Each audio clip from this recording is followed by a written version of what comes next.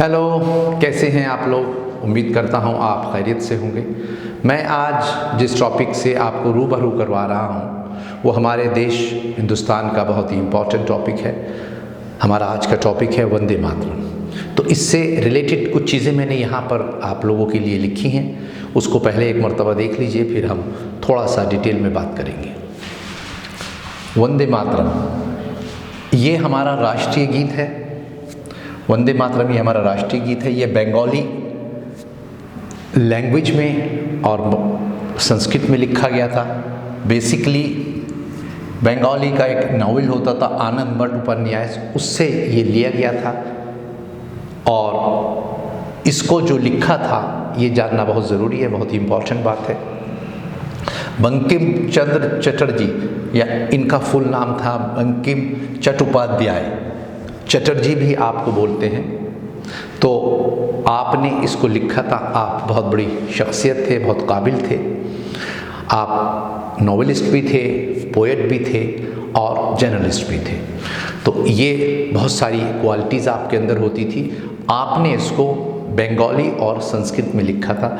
और इसके साथ भी ये हुआ कि 24 जनवरी 1950 को हिंदुस्तान में इसको राष्ट्रीय गीत का दर्जा मिला था। ये चीज़ याद रखिएगा, ये अक्सर एग्ज़ाम में पूछी जाती है। चंद चीज़ें और हैं आपकी। इसको 1896 में 1896 में कांग्रेस के अधिवेशन में रविंद्रनाथ टैगोर साहब ने पहली मर्तबा बंगाली लैंग्वेज में इसको गाया था और लोगों ने बहुत उसकी प्रशंसा की थी, बहुत एडमायर किया था। उसके बाद फिर हिंदुस्तान में आज तक ये गाया जा रहा है। आज इसकी रिस्पेक्ट बहुत है।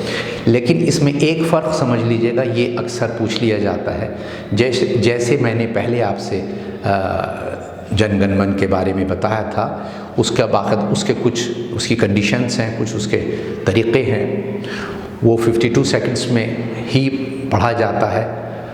इसकी कोई शर्त नहीं है, वंदे मातरम की कोई शर्त नहीं है कि आपको 52 सेकंड्स में पढ़ना है या 60 में या 65 में।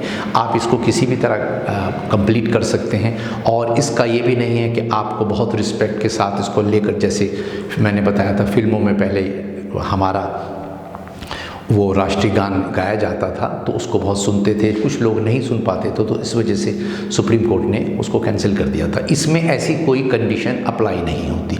तो ये और उसमें दोनों में ये डिफरेंस है मोटा मोटा सा। आपसे अगर कोई पूछता है तो आप ये बता सकते हैं कि हमारे राष्ट्रीय गीत और राष्ट्रीय गान में क्या डिफरेंस है।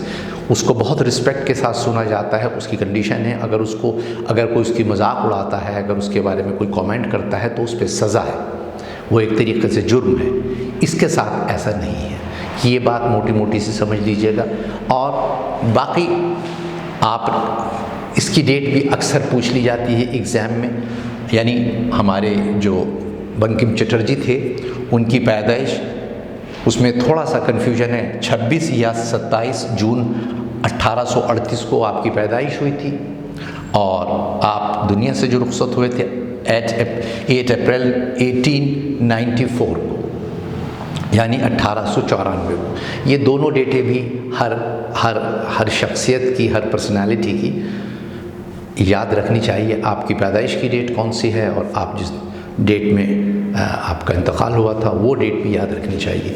तो ये दोनों चीज़ें बहुत इम्पॉर्टेंट होती है। तो इसके बारे में जैसे मैंने पहली वीडियो में आपसे जनगण मन के बारे में बहुत सारी इंपॉर्टेंट बातें शेयर की थी, इसके बारे में भी मैं चाहता था कि ये समझ में आ जाए इन दोनों में डिफरेंस क्या है। जो डिफरेंसेस मैंने आपको बताए हैं ये दोनों अच्छी तरीके से आप समझ लीजिएगा, नोट कर लीजिएगा।